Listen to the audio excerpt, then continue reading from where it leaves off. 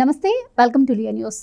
మద్యం స్కామ్ కేసులో రాజ్ కసిరెడ్డి పేరు వినిపించినప్పుడు ఇటు రాజ్ కసిరెడ్డి కావచ్చు, జగన్మోహన్ రెడ్డి గారు కావచ్చు, ఆ పార్టీ నాయకులు కావచ్చు, అందరూ కూడా ఒకటే మాట అన్నారు.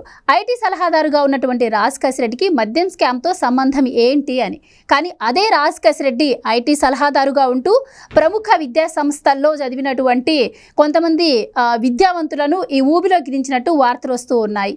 మరి తాను చెడ్డకోతి వనమంతా చేర్చినట్టు ప్రముఖ విద్యావంతులైనటువంటి వాళ్ళ జీవితాన్ని నాశనం చేశారు రాజ్ కసిరెడ్డి. తెలిసి కొందరు, తెలియక కొందరు కూడా ఈ స్కామ్లో ఇన్వాల్వ్ అయినట్టు తెలుస్తోంది. ఇంకా దీంట్లో ఎంతమంది పేర్లు వినిపించే అవకాశం ఉంది, మరి ఇలాంటి వాళ్ళపై ఎలాంటి చర్యలు తీసుకోవాలి తెలుసుకుందాం. మనతో పాటు ఉన్నారు senior political analyst Appasani Rajesh గారు. నమస్కారం సార్. నమస్కారం సార్. ఈరోజు ఒక న్యూస్ బయటకు వచ్చింది, ప్రముఖ విద్యావంతులను ఈ స్కామ్లో ఇన్వాల్వ్ చేశారు అని చెప్పి. అసలు ఈ స్కామ్లో మొదలైన దగ్గర నుంచి కూడా ఆ తీగ పట్టుకుని లాగితే వస్తానే ఉంది. ఎంతమంది ఇప్పటి వరకు దాదాపు 30 మంది పేర్లు దాకా వినిపించాయి, 9-10 అరెస్టులు కూడా జరిగాయి. సో ఇదంతా ఒక ఎత్తు అయితే అసలు విద్యావంతులను ఈ ఊబిలోకి దించడం ఏ విధంగా చూడొచ్చు? ప్రముఖంగా మద్రాస్ ఐఐటీలో చదివిన వాళ్ళను, సివిల్స్ చదివిన వాళ్ళు కూడా దీంట్లోకి దింపినట్టు తెలుస్తోంది. ముఖ్యంగా ఈశ్వర్ కిరణ్ కుమార్ రెడ్డి అనే ఒక అతను, సైమన్ ప్రసన్, పురుషోత్తం వరుణ్ కుమార్, వీళ్ళందరూ కూడా మద్రాస్ ఐఐటీలో చదివారు అని చెప్పి అంటున్నారు. సో ఇంకెంతమంది ఉండే అవకాశం ఉంటుందంటారు? మరి ఇప్పుడేం చెప్తారు? మొన్నటి వరకు ఆయనకి సంబంధం లేదు అన్నారు కదా. ఇప్పుడు మనకి గ్రామాల్లో సామెత చెప్తారు, చదవేస్తే ఉన్నమతి పోయింది అంటారు, అయ్యవారిని చేయబోతే కోతి అయింది అంటారు. అంటే చదువు సంస్కారాన్ని పెంచుద్ది, చదువు పరిజ్ఞానాన్ని నేర్పుద్ది, చదువు మంచి జీవితాన్ని ఇస్తుంది, చదువు క్రమశిక్షణతో బతకడం నేర్పిస్తుంది, చదువు ఉన్నత అవకాశాలు అందుకోవడానికి మార్గం సుగమం చేస్తుంది. అటువంటి చదువు ఉన్నత విద్యా సంస్థల్లో, మద్రాస్ ఐఐటి, ఖరగ్పూర్ ఐఐటి, అటువంటి విద్యా సంస్థల్లో సీటు దక్కించుకోవటం అనేదే యువతకు ఒక కళ. అటువంటి విద్యా సంస్థల్లో సీటు దక్కించుకోగలిగారు అని అంటే డెఫినెట్గా వాళ్ళు మంచి మెరిట్ పిల్లలు. మరి అటువంటి విద్యా సంస్థల్లో అడ్మిషన్ పొంది, అటువంటి విద్యా సంస్థల నుంచి గ్రాడ్యుయేట్ అయ్యి మంచి జీవన ప్రమాణాలతో గౌరవప్రదంగా జీవించాల్సిన యువకులు ఎండమావును చూసి పరిగెత్తినట్టుగా, వాళ్ళకు ఉపాధి అవకాశాలకి ఏం కొదవలేదు, వాళ్ళ కాళ్ళ దగ్గరికి కంపెనీలు వస్తాయి రిక్రూట్ చేసుకోవడానికి. గౌరవప్రదమైన జీతంతో గౌరవప్రదంగా జీవించడానికి మార్గం వాళ్ళ డోర్ స్టెప్ దగ్గరకు వస్తుంది. కానీ దానికన్నా ఇంకేదో మెరుగైన అవకాశాలు దక్కుతాయి అని చెప్పని అడ్డదారులు దొక్కడానికి సిద్ధపడ్డారు అని అంటే, నేను మొదట్లో చెప్పినట్టుగా చదవేస్తే ఉన్నమతి పోయినట్టుగానే ఇవాళ అడ్డదారులు తొక్కారు. స్ట్రైట్ అవే రాచమార్గం కాకుండా అడ్డదారుల్లో వెళ్తే ఇంకా త్వరగా ఇంకా మరింత ఉన్నత స్థాయికి చేరటానికి ఆస్కారం ఉంటుంది.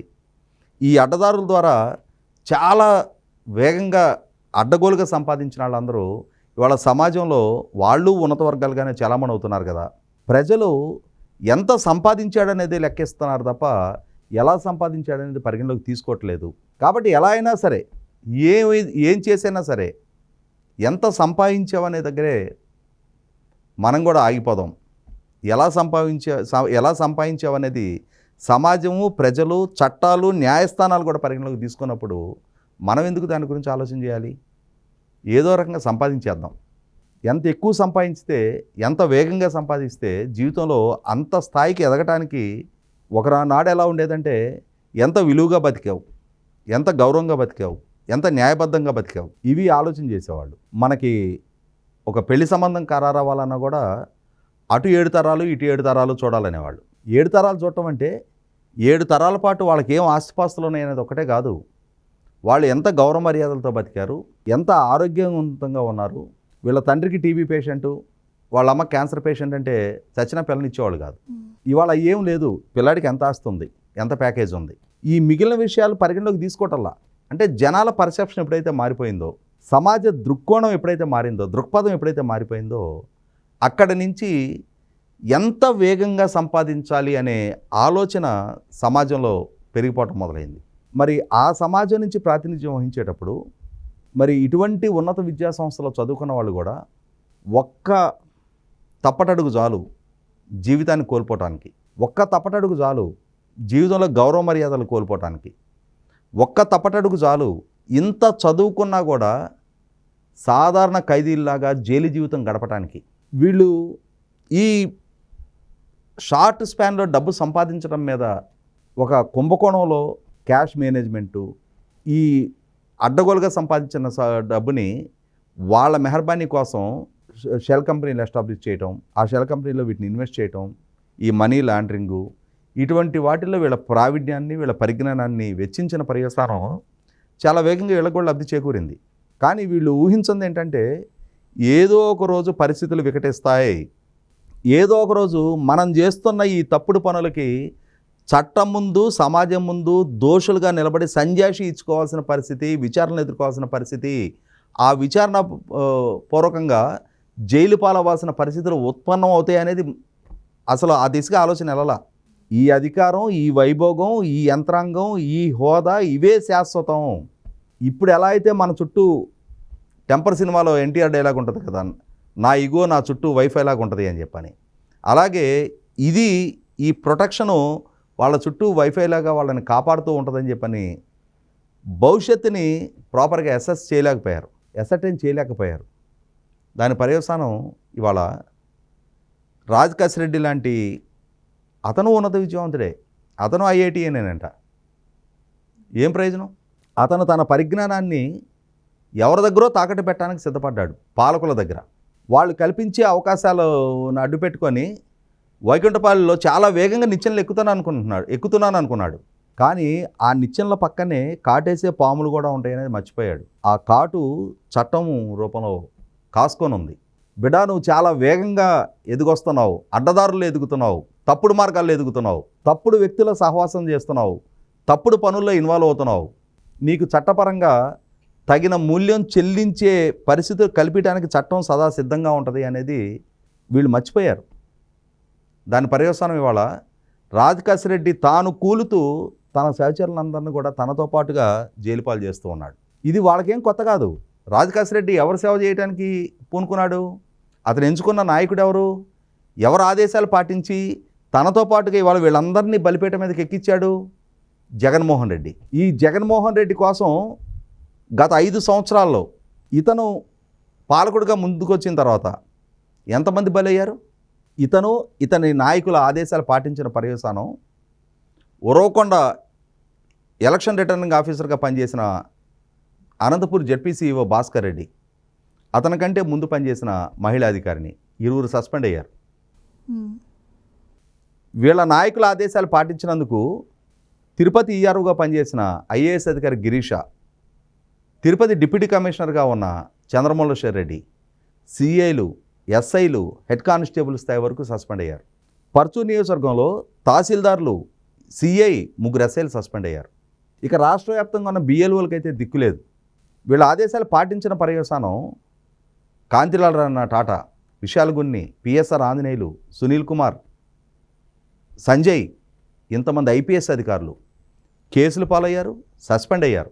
అంటే వీళ్ళ మాటలు విన్న పాపానికి, వీళ్ళ నాయన మాటలిని ఆ రోజుల్లో ఐఏఎస్ అధికారి శ్రీలక్ష్మి, బీపీ ఆచార్యులు అంటాళ్ళు జైలు పాలయ్యారు. మైనింగ్ ఎండీగా పనిచేసిన రాజగోపాల్ జైలు పాలయ్యాడు. అంటే వీళ్ళ మాటలు వింటే చాలు రాజకీయాల్లో కార్యకర్త స్థాయి నుంచి మంత్రి స్థాయికి ఎమర్జైన మోపిదేవి వెంకటరమణ లాంటి వాళ్ళు జైలు పాలయ్యారు.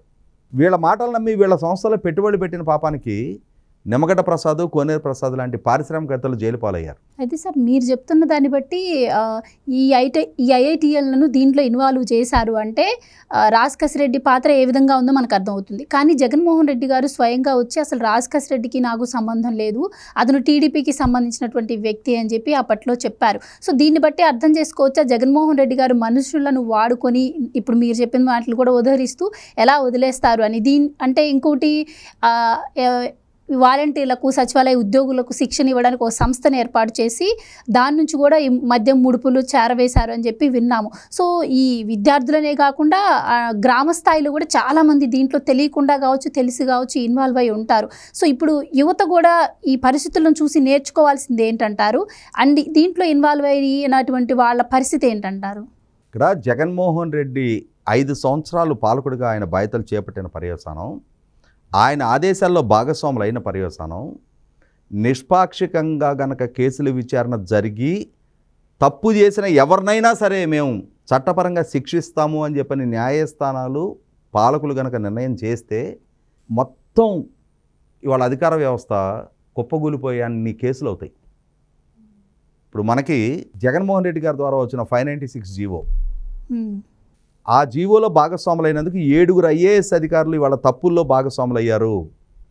5,75,000 ఎకరాలు ఫ్రీ హోల్డ్ సర్టిఫికెట్లు తప్పుడు మార్గాల్లో ఇచ్చారు అని అంటే ఎంతమంది ఎంఆర్ఓలు, తహసీల్దార్లు, ఆఖరికి ఆర్ఐలు, విఆర్ఓలు ఎంతమంది ఇన్వాల్వ్ అవుతారు? సర్వేయర్లు. 25,000 ఎకరాలు రిజిస్ట్రేషన్ జరిగాయి. అందులో 8,000 ఎకరాలు తప్పుడు మార్గాల్లో రిజిస్ట్రేషన్ అయినాయి.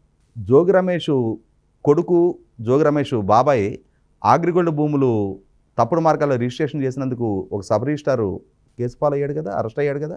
అలాగే ఇవాళ వీళ్ళ తప్పుల్లో భాగస్వాములైనందుకు, అలాగే వీళ్ళు చేసిన ఇసుక అక్రమ తవ్వకాల్లో 23 కలెక్టర్లు ఎన్జీటీకి తప్పుడు రిపోర్ట్ ఇచ్చారు అనేది ఎన్జీటీ ముందు ఉంది.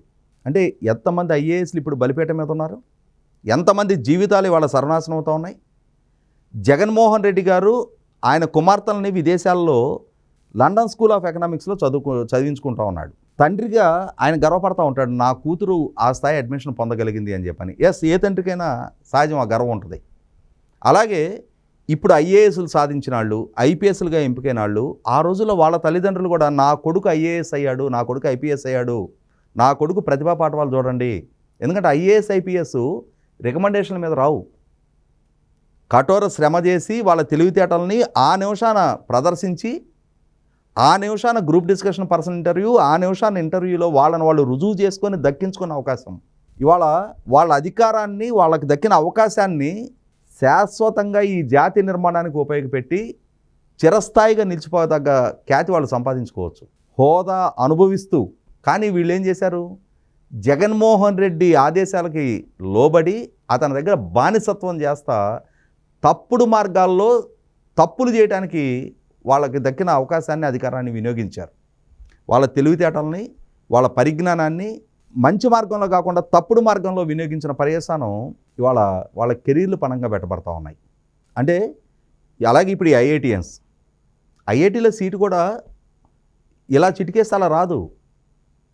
చాలా సమయస్ఫూర్తి, చాలా తెలివితేటలు, ఆ తెలివితేటలని రైట్ టైంలో ఎగ్జిక్యూట్ చేసి ఆ జేఈ ఎగ్జామ్ క్లియర్ చేసి వాళ్ళు అడ్మిషన్ తెచ్చుకొని ఆ తల్లిదండ్రులు వాళ్ళని చదివించి ఇవాళ సమాజంలోకి వచ్చిన తర్వాత ఏ మార్గాలు వీళ్ళు ఎంచుకుంటా ఉన్నారు?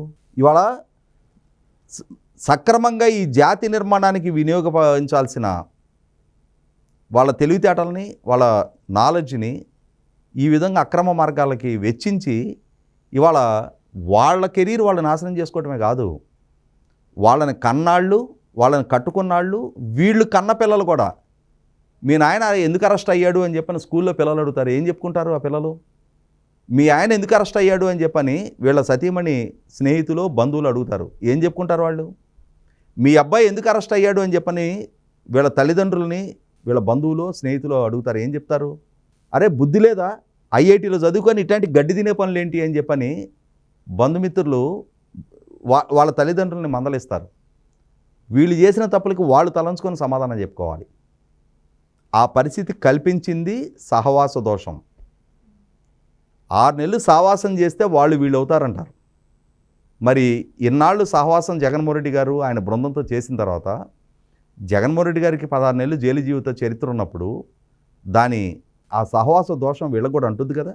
ఖచ్చితంగా ఇవాళ జరుగుతున్నది అదే. కాబట్టి ఇప్పటికైనా సరే చాలా షార్ట్ కట్లో చాలా వేగంగా డబ్బు సంపాదించాలి అనే ఆలోచన, ఆశ ఉండటం తప్పు కాదు. కానీ దానికి ఏ విధమైన లైఫ్ స్టైల్ ఎంపిక చేసుకుంటున్నాం, ఏ విధంగా నిర్ణయాలు చేస్తున్నాం, ఏ విధంగా ఎగ్జిక్యూట్ చేస్తున్నాం అనేది చదువుకున్న ఇంతటి మెరిటోరియస్ వాళ్ళకి కూడా అవగాహన లేకపోతే అది వాళ్ళ కర్మ. థ్యాంక్ యూ సో మచ్ అండి.